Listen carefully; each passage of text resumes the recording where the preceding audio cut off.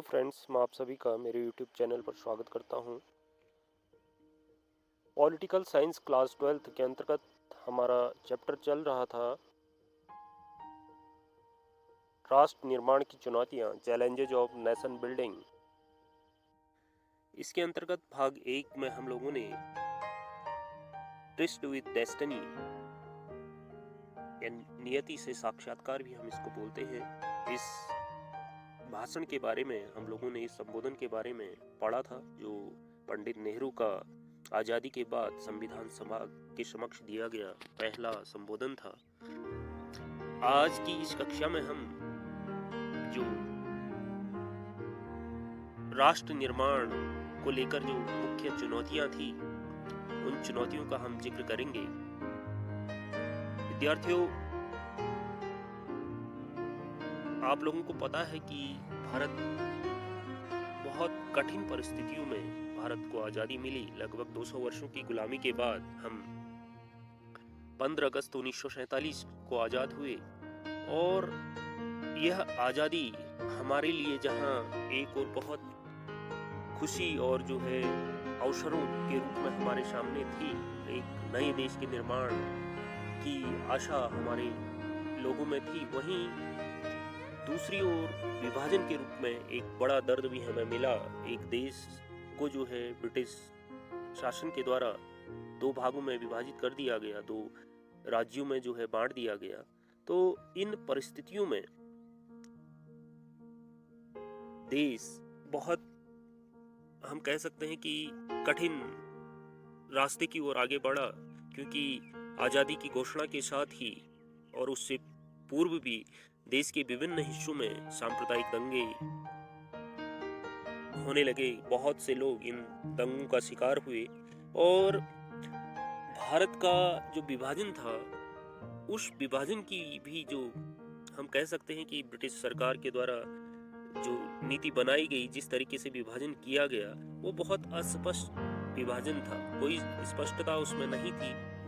बहुत से लोगों को आज़ाद होने के बाद भी इस बात का ज्ञान नहीं था कि उनका क्षेत्र जो है, क्या वो भारत में आता है या पाकिस्तान में आता है। तो बहुत अस्पष्टता के साथ यह विभाजन हुआ था। वहीं दूसरी ओर जो सांप्रदायिक दंगे थे, कि बहुत समय तक बहुत से लोगों को ये लगने लगा कि जो है पाकिस्तान का निर्माण जो है केवल मुस्लिमों के लिए हुआ है, हिंदुस्तान केवल हिंदुओं के लिए होगा। तो इस के कारण जो है, जो भारत के जो बंगाल का हिस्सा था और जो पश्चिम का जो पंजाब का जो हिस्सा था, उसमें बहुत बड़ी मात्रा में जो है कत्लेआम देखने को मिला। बहुत से लोग इस क्षेत्र में जो है हिंसा के शिकार हुए। वहीं आज़ादी की घोषणा के बाद जो विस्थापन हुआ पाकिस्तान से, जो बहुत सारे हिंदू जो थे वो हिंदुस्तान आए, वहीं जो भारत से भी बहुत से जो मुस्लिम थे, उन्होंने पाकिस्तान का रुख किया। तो इस विस्थापन की प्रक्रिया में और जो सांप्रदायिक हिंसा के बीच जो ये विस्थापन हो रहा था, इसमें बहुत से लोगों को अपनी जान गंवानी पड़ी। दूसरी ओर एक राष्ट्र के रूप में हमने विभाजन तो जो है हमारा हो चुका था, लेकिन एक विभाजन के बाद एक सफल राष्ट्र के रूप में भारत का निर्माण करना, राष्ट्र का निर्माण करना एक बहुत बड़ी चुनौती के रूप में भारत के सामने था। यदि हम राष्ट्र निर्माण की चुनौतियों के अंतर्गत जो मुख्य चुनौतियां क्या थी, इसकी यदि बात करें तो 3 महत्वपूर्ण चुनौतियां उस समय भारत के समक्ष बनी हुई थी। यदि हम इन चुनौतियों की बात करें तो जो सबसे पहली जो चुनौती थी, वह भारत को एकता के सूत्र में बांधने की एक चुनौती हम कह सकते हैं। कि आज़ादी के बाद जिस तरीके से भारत को आज़ादी के साथ साथ एक विभाजन भी देखना पड़ा था, इन परिस्थितियों के बीच हम कह सकते हैं कि भारत को पुनः जो है एक बनाए रखना, क्योंकि 500 से अधिक रियासतों भारत में थी। जो ब्रिटिश इंडिया का जो विभाजन हुआ था, उसमें एक और जो है भारत और पाकिस्तान के रूप में दो नए देश जो है बने, वहीं देश के अंदर लगभग 500 से अधिक जो है ऐसी स्वतंत्र रियासतें भी थी जिनका जिनको ये स्वतंत्रता प्राप्त थी कि वो या तो जो है पाकिस्तान में शामिल हो सकते हैं या भारत में शामिल हो सकते हैं। तो इन रियासतों का भारत में विलय करना भी एक जो है चुनौती थी। भारत को यह भी डर था कि कहीं ये जो स्वतंत्रता की जो इन रियासतों की जो मांगे हैं वो कहीं एक और विभाजन की ओर हमें ना ले जाए। तो इस तरीके से भारत को एकता के सूत्र में बांधना एक बड़ी चुनौती के रूप में हमारे सामने था। भारत जो है, आपको पता है कि एक बहुत विविधताओं से भरा हुआ हमारा देश है। अलग अलग यहाँ पर भाषाएं हैं, अलग अलग हमारी सांस्कृतिक पहचान है, अलग अलग हमारे जो है धार्मिक जो अलग अलग धर्मों को मानने वाले लोग हैं, अलग अलग हमारे जो रहन सहन है। तो इस तरीके से बहुत विविधताओं से भरा हुआ देश हमारा है।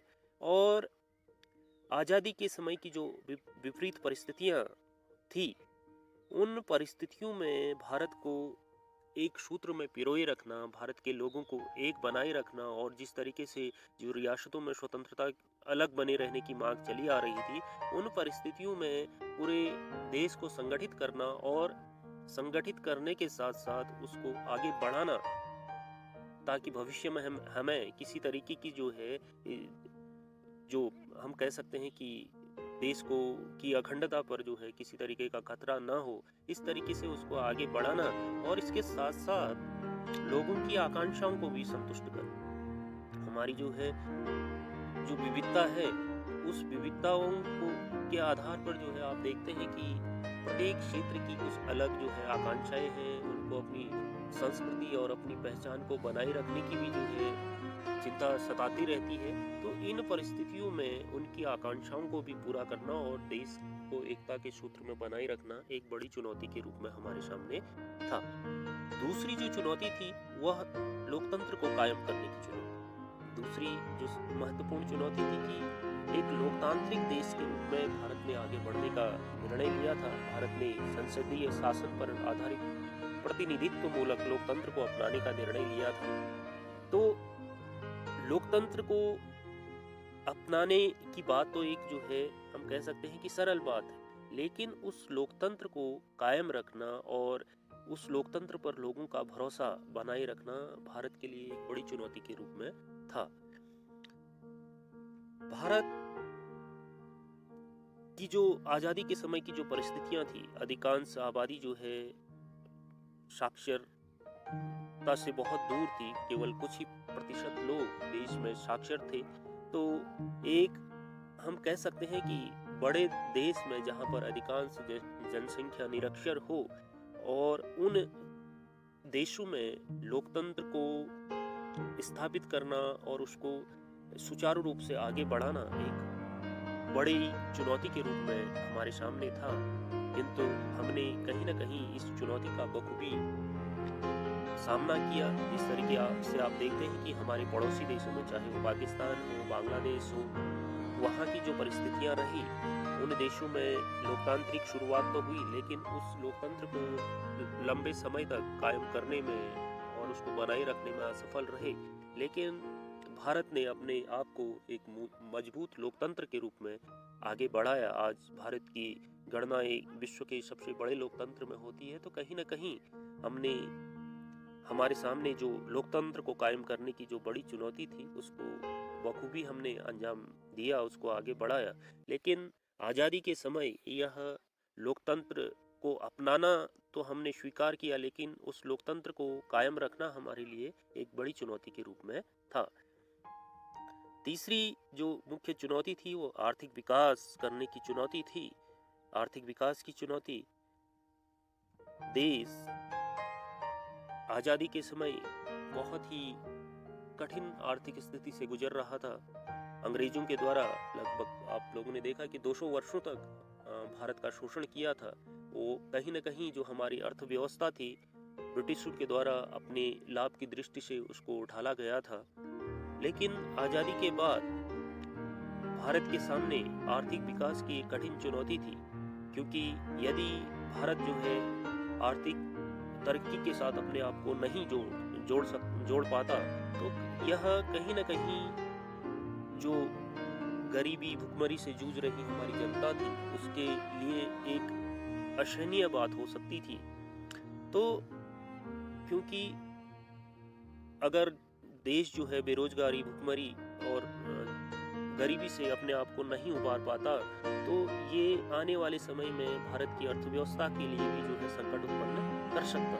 तो आर्थिक विकास करना, आज़ादी के समय तेजी के साथ आर्थिक विकास करना और उस विकास का लाभ आम जनता तक पहुंचाना। ऐसा ना हो कि विकास तो हो, लेकिन वो विकास जो है कुछ लोगों के लिए विकास हो, उस विकास का लाभ देश की अधिक से अधिक जनता तक पहुंच सके, ये एक बड़ी कठिन चुनौती के रूप में हमारे सामने था।